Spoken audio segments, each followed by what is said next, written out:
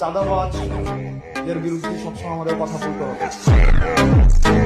যারা চাঁদাবাজ, যারা মামলাবাজ, যতই বিশেষ করে এটা তো শালীনতা হইল না। আমরা তো আপনাদের কাছ থেকে শালীনতা, ভদ্রতা, একজন কথা বললে আরেকজন কথা বলতে হয় না, এই ভদ্রতাটাই আপনারা শিখেন।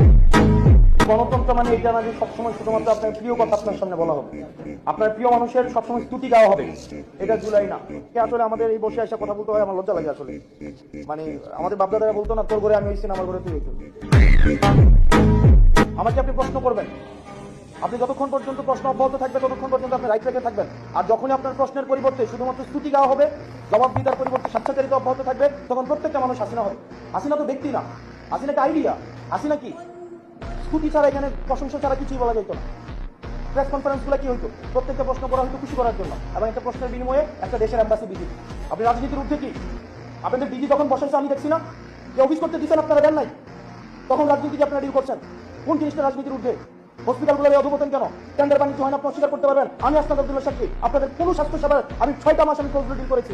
আপনাদের পোস্টিং প্রমোশন এগুলো রাজনৈতিকভাবে ডিল করা হয় না? আপনি বলতে পারবেন। এখন যারা ঢাকায় এসে প্রত্যেকটা দল কোনো না কোনো ভাবে হচ্ছে, যারা ভালো পোস্টিংগুলো পাচ্ছে কোনো না কোনো ভাবে হচ্ছে আপনার সম্ভাব্য যারা সরকারপন্থী সরকারে হবে তাদের অ্যালায়েন্স, এটাকে আপনি অস্বীকার করতে পারবেন? কোনোভাবে অস্বীকার করার সুযোগ নাই। আপনি যাই হন না কেন, যেই হন না কেন, আপনি আপনারা ভুলে যান না আপনি 5 আগস্ট পরবর্তী সময়ে কথা বলছেন।